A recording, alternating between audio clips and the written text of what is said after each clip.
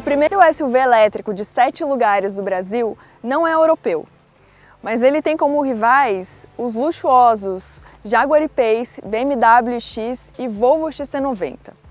Ele não é da Mercedes, mas ele tem uma central multimídia do tamanho de um notebook médio. Ele também não é da Audi, mas ele tem uma autonomia parecida com a do e-tron e roda 437 km. Eis o Tan, o primeiro carro que a montadora chinesa BYD traz para o Brasil. Mas será que ele tem atributos o suficiente para fazer o cliente trocar carros de montadoras premium já consolidadas por aqui por um outro modelo de uma montadora novata no segmento de carros de passeio? Eu vou te contar isso a seguir. Mas antes de te apresentar o Tan, eu gostaria de te pedir para dar um like, se inscrever no nosso canal e nos seguir nas nossas redes sociais.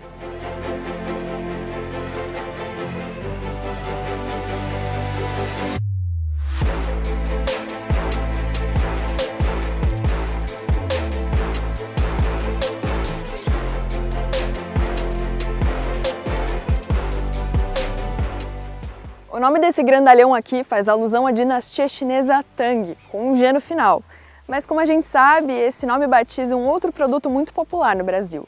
Então o nome dele por aqui ficou somente Tan. Agora falando um pouco do visual, o conjunto óptico se junta à grade, que a montadora optou por não colocar tantos elementos cromados e resolveu apostar em pequenas peças prateadas que envolvem toda a grade e criam um efeito tridimensional.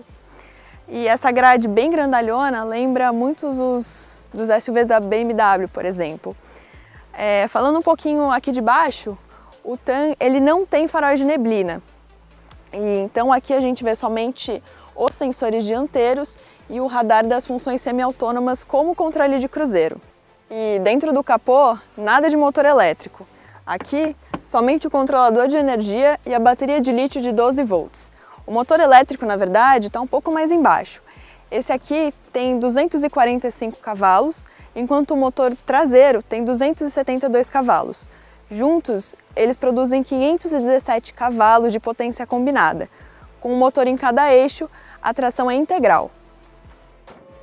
Esse conjunto, aliás, faz com que esse SUV de 7 lugares acelere de 0 a 100 km por hora em 4,6 segundos. Praticamente a performance de um SUV esportivo. Outra coisa que impressiona no Tan são suas dimensões. Ele tem 4,87 metros de comprimento, 1,95 metros de largura e 1,72 metros de altura. Ele é um pouco maior do que o Jeep Commander, por exemplo, que tem 4,77 metros de comprimento, 1,86 metros de largura e 1,70 metros de altura. Vem comigo agora ver um pouco da traseira. A traseira tem um visual bem limpo e a BYD deixou de lado os elementos cromados, deixando apenas para o seu próprio nome e para o nome do carro. A atenção desse modo fica somente para as lanternas de LED, que se unem ponta a ponta e passam por toda a tampa do porta-malas. Esse recurso é bem usado nas traseiras de outros SUVs da Audi e da Porsche, por exemplo, como o Cayenne e o próprio e-tron. Aqui embaixo tem a câmera de ré e os sensores de estacionamento traseiros.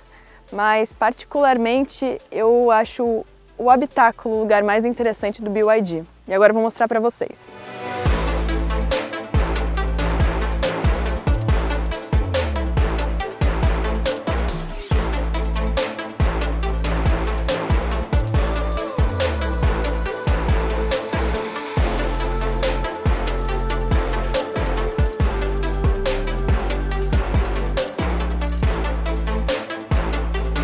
Para mim, o mais interessante desse carro está aqui dentro, no interior, principalmente no console e nesse painel. Ele tem grande inspiração em sedãs e SUVs alemães. E por que eu estou fazendo tanto paralelo com carros feitos na Alemanha? É porque esse carro aqui foi desenhado por ex-designers da Audi e da Mercedes. Aqui a gente pode ver que o painel ele mistura 4 materiais que a gente sempre fala desses carros, que é soft touch em cima, piano black, aço escovado e alcantara embaixo. E detalhe que não há botões nesse painel. Primeiro porque não tem necessidade, segundo porque não tem espaço. A tela da central multimídia de 15,6 polegadas, o tamanho equivalente a um notebook médio, impede de qualquer botão caber nesse espaço. E também não é preciso, porque essa tela, você consegue comandar todas as funções por aqui. Por exemplo, eu consigo controlar a climatização da cabine, eu consigo aumentar ou diminuir a ventilação dos bancos dianteiros, posso esquentar também, mas no dia de hoje não é necessário, e eu posso também purificar o ar. Outras configurações de segurança semi-autônomas eu também consigo mexer nessa tela.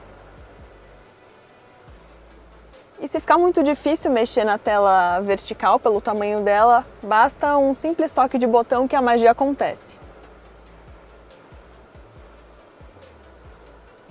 Isso aqui que foi a grande novidade do BYD.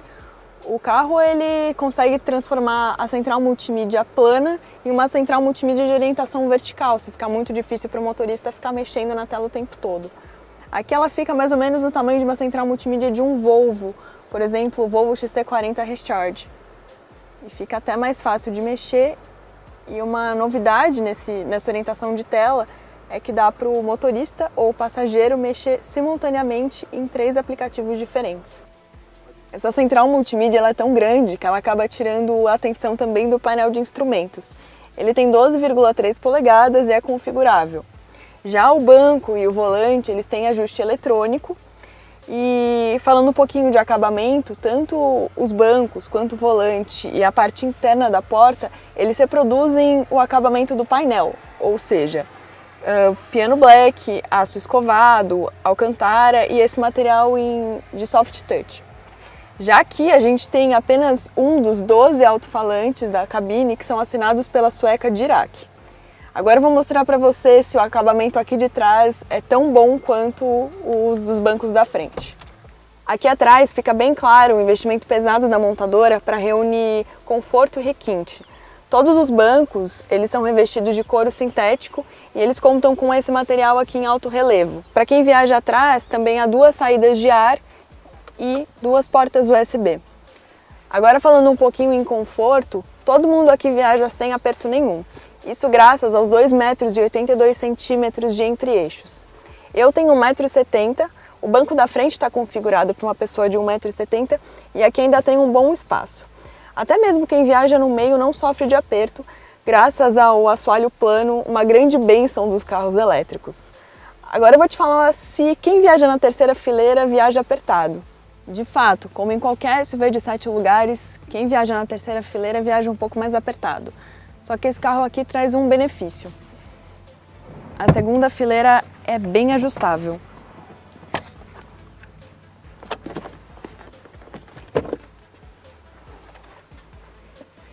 E dessa forma, quem viaja na terceira fileira não viaja tão apertado mais.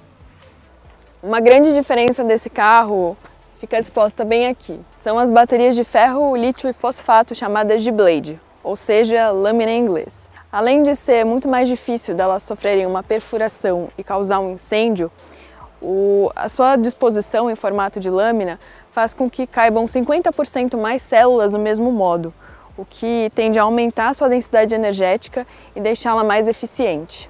Vale lembrar que a capacidade energética dessas baterias é de 86,4 kWh e ela tem 3.000 ciclos, ou seja, ela consegue passar por até 3.000 recargas. Além de serem mais eficientes e seguras, a BYD afirma que as baterias Blade também são mais leves. Mas até o momento da gravação desse vídeo, ela não nos informou o quanto essas baterias pesam. Mas para ter uma ideia, esse carro aqui tem quase 2,5 toneladas. Falando um pouquinho de autonomia, esse carro tem uma autonomia média de 437 km, mas em vias urbanas ele pode rodar até 472 km, segundo dados do Compete. Já em estradas, a autonomia cai para 395 km. Agora, na hora da recarga, é necessário 30 minutos para recuperar a bateria de 30% a 80%. Isso é, em fontes de carregamento rápido, fontes DC. E em uma fonte Wallbox, que é aquela que a gente instala na nossa casa e vem junto com a compra desse SUV, é necessário 14 horas para a bateria sair de 0 e até 100%. E agora eu vou mostrar para você como esse carro aqui se comporta na pista. Vamos lá!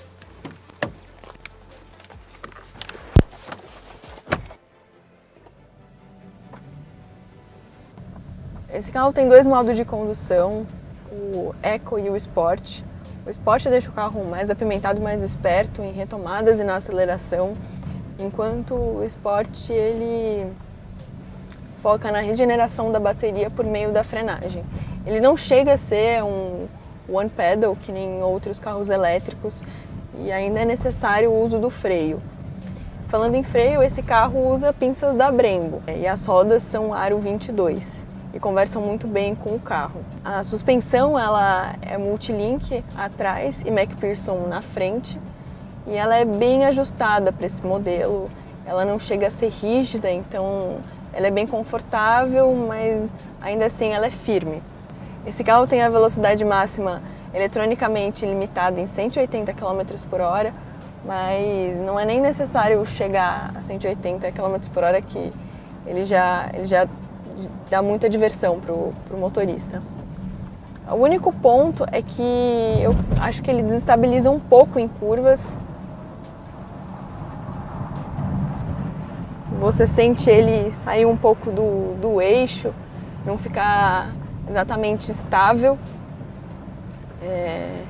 Mas enfim, é um SUV, né, e é um carro mais voltado para a família. E como qualquer carro elétrico, a aceleração é bem firme e ela é constante, então você sente os 69,4 kgfm instantaneamente, o que deixa a direção muito mais divertida. Mas ele não é aquele carro que quando você acelera ele te joga para trás, sabe? Aquela aceleração tão rápida que você é jogado para trás. Mas ainda assim ele é bem dinâmico, ele é muito divertido e bem gostoso de guiar. E como era de se esperar, esse carro tem uma lista extensa de equipamentos e assistentes de segurança. Então estão presentes, por exemplo, controle de cruzeiro adaptativo, leitor de placas de trânsito, assistente de ponto cego, frenagem automática de emergência, assistente de estacionamento, ou seja, ele é bem completo nessa área de recursos semi-autônomos. A BYD já anunciou a pré-venda do TAN no Brasil. O primeiro lote conta com 200 unidades e é oferecido por R$ 487.590. O plano da montadora é, até o final de 2022, abrir 45 concessionárias nas 5 regiões brasileiras. Por enquanto, a Eurobike será a representante de algumas concessionárias em todo o Brasil. Além de querer concorrer com modelos premium e de luxo, como carros da Porsche, da Mercedes, da Audi, da BMW, o TAN também quer concorrer com modelos a combustão off-road, como o Toyota SW4, Chevrolet Trailblazer e o Mitsubishi Pajero. Mas não vão faltar atributos para fazer um possível cliente querer experimentar um carro um pouco diferente e de outra região do mundo.